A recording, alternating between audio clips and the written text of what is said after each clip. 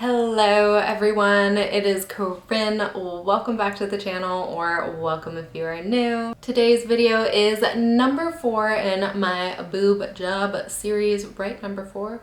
Or is it number 3? It might only be number 3. Wait, how many are we at? The title will know. Before we jump into today's video, like I mentioned in my last video, which I just filmed, I was wearing Anastasia Beverly Hills Liquid Lip in Trust Issues, and over top of that I just popped on Crushing It by NYX, and it is one of their duochromatic shimmer lip glosses.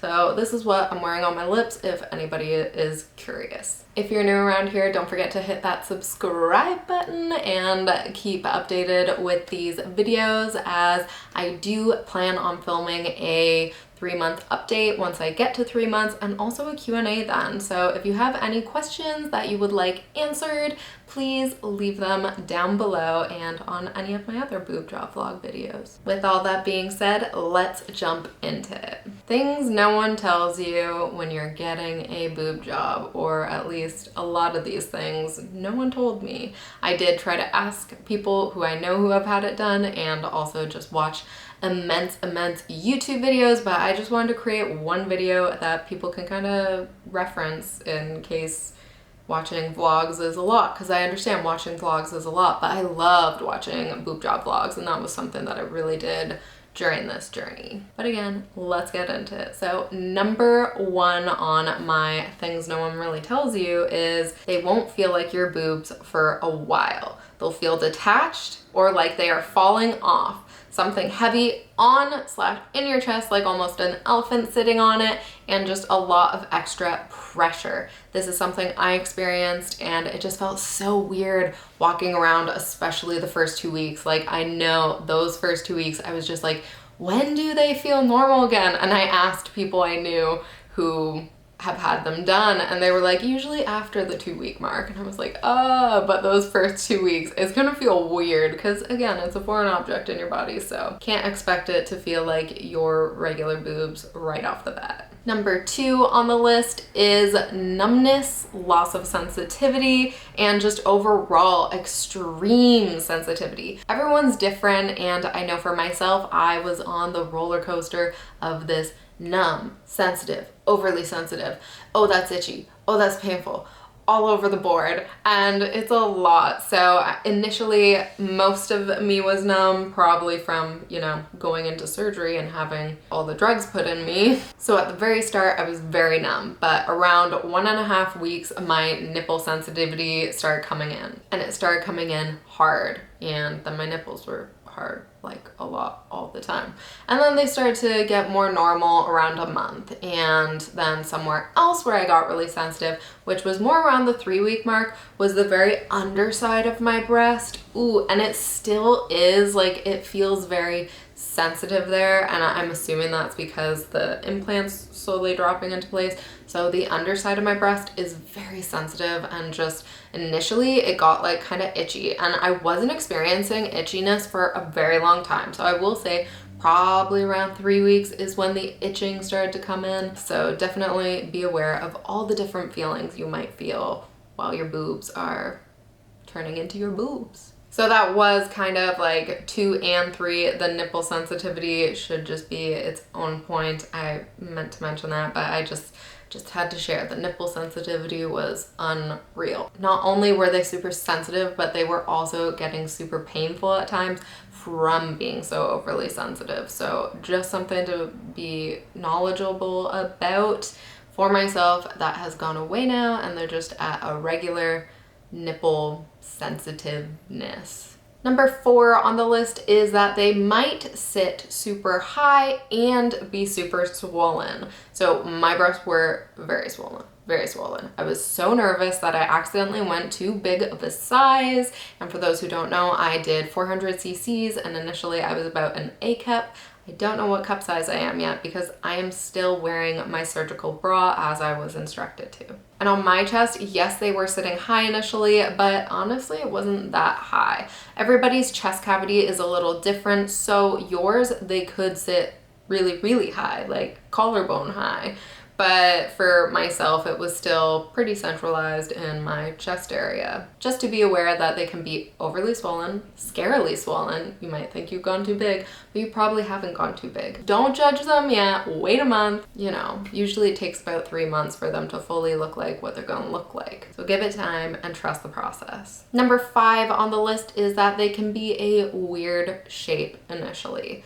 For myself, they didn't seem to be too weird of a shape. My right boob always looked pretty normal, but my left boob had a slightly weirdish shape. Like, here's how I'll say it. So my right boob was pretty round, but then my left boob, at the very base, it kind of went down in a triangle shape almost, rather than just being round. It was almost more of a triangle, but now it looks way more round and everything now that we're at the 5-week mark. But initially it was kind of a weird shape, so they can be a little weird of a shape. And some people also experience more of a square looking breast at first, but eventually the implant gets looser and then it fluffs and then it looks more round and squishy and all that stuff. Speaking of the dropping and fluffing process, that brings me to number 6, is one can drop and fluff before the other. So like I was just mentioning, one of my boobs, it kind of was dropping before the other one.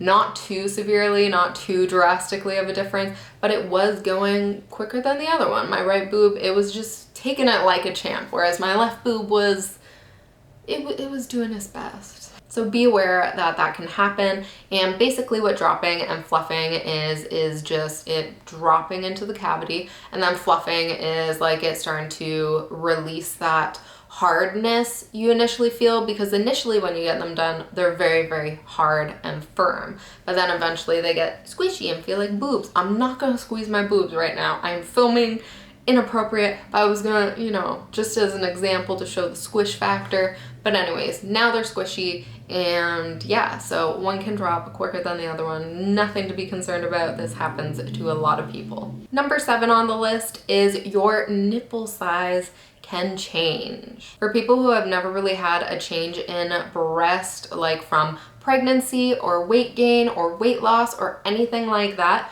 your nipples can get a little bigger. It happens from time to time. It's nothing to be concerned about. Like, I feel like when you say that, people think, oh my gosh, I'm gonna have massive nipples. No, no, no. For the most part, your nipples should still stay proportionate with your breast. So for myself, as somebody who lost a substantial amount of weight, that being over 80 pounds, I already had loose skin, stretched out skin, and maybe bigger nipples. They never seemed big to me when I looked at my deflated boobs. And same goes for somebody who has a breastfed. Your nipples might change while you're breastfeeding and while you're pregnant, because you know, your boobs get big and then they deflate and then you breastfeed, not in that order. So your nipples can change in size, but it's nothing to be super duper concerned about. It usually is very proportionate with your boob. My nipples look perfect on my boobs. I love them so much. Oh my God, I love them so much. So again, just from my own personal experience with being someone who has lost weight and gotten breast implants, my nipples are looking fine on my boobs. And my boobs are no longer deflated. It's very exciting. The number 8 thing that you should know and that no one might really tell you is stretch marks. Be aware of stretch marks. But not just stretch marks, little red veins. So this is something I actually need to look more into, but let's stick on the stretch marks first. I will say get bio oil or some form of really nourishing oil as soon as you can. And if you have been instructed by your surgeon to do the breast massages, use your bio oil or again, nourishing oil during that time.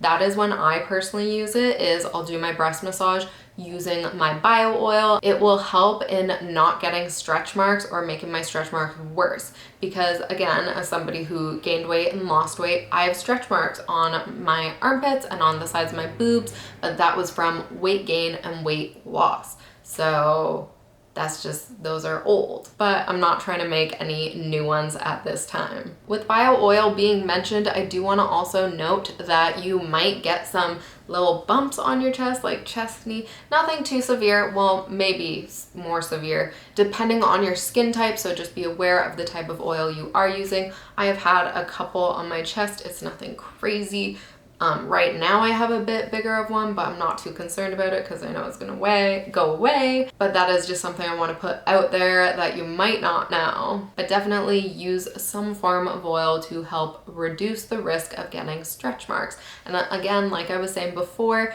you might experience some really little red veins. This is something I experienced. I don't know how many other people experienced it because I haven't really seen that many people talk about it, but I'm going to dive deeper into it. But I have experienced some like really tiny little red veins like around my boob area and then also on my shoulders. And I think it's actually from wearing a compression bra all the time.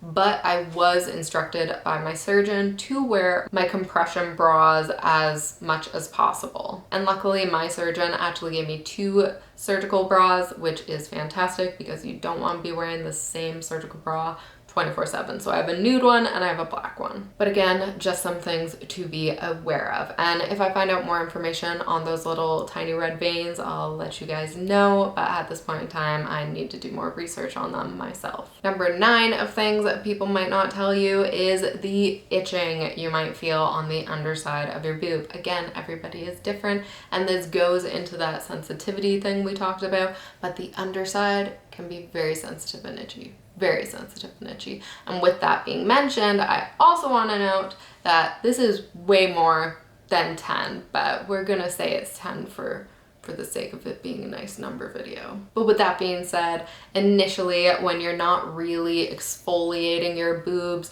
you might get some dry, flaky skin. That sounds gross, but it happened to me. It is autumn when I was getting this done. The seasons were changing, so it was getting a lot drier, and I wasn't able to really moisturize them as much as I wanted to, which moisturize them when you can, if you are able to. It will help so much, especially in that itchiness. But with the flaky skin, I experienced flaky skin because again, when you're in the shower, it's very difficult initially to be in the shower and it's not like you're exfoliating them a lot. So I experienced that flakiness of skin. Not the best. It was not great. It was that first week when I was really experiencing it bad, but now it's perfectly fine. Now everything's good. I can shower completely normal. I can take a bath. I love baths. I'm more of a bath person anyways because I love to exfoliate my skin and take care of my skin because your skin is your biggest organ. So yeah. Number 10 on the list of things that no one really tells you pre-boob job is how hard it is to sleep on your back. For myself personally, I slept upright for that first week. I just slept upright because 1, I didn't want to struggle getting out of bed, and 2, it's already hard enough sleeping on your back. Oh my goodness, are you kidding me? Lately, I keep flipping on my sides in my sleep. Again, I'm nearing week 5, and I have to remind myself, Korin, get on your back right now, or they'll shift out of place. That's just what I tell myself because high anxiety person, why not give myself more paranoia? But it is very important to sleep on your back while you're healing from this, and it's not always so easy, especially in autumn and winter. I'm again one of those people who likes to curl up and snuggle. Ooh, snuggle a nice pillow like in the fetal position. I'm that person. I like to do that. I also toss and turn a lot in my sleep. So just sleeping still on my back, it's difficult. I want to say it gets easier, but as it's getting colder, it's getting harder because again, I want to curl up in the fetal position and snuggle my cat, but I can't do those things. So if you're a side sleeper or a stomach sleeper, you have been warned. You will be sleeping on your back for this because you want them to fall into place properly, or I assume you want them to. So that is all 10, kind of 10 plus things on my list of things no one really tells you pre-boob job surgery. Now, as a little bonus, I did want to include number 11, which is how much you're gonna absolutely love them. Like, oh my goodness, the amount of people I know who have gotten them done and who just love them and fall in love with them and don't regret a thing. I am one of those people now. I don't regret a thing. I'm so in love with them. I'm so happy with them. And I don't want to get emotional, but like, I am so grateful that I was able to do this. I'm so grateful and I love them so much. And I'm so excited to see what they'll look like at 3 months because again, I already love them. like they're just gonna get better from here. That's crazy. So if you're on one of these journeys, please be excited and don't let people shame you and make you feel bad about this decision, because this is your life and you deserve to be as happy as you want to be in this life and be as unapologetically you in this life and express yourself. No matter what way you want to do that, whether you want to do that via getting your boobies done, do that if that's truly, truly what you want to do for you.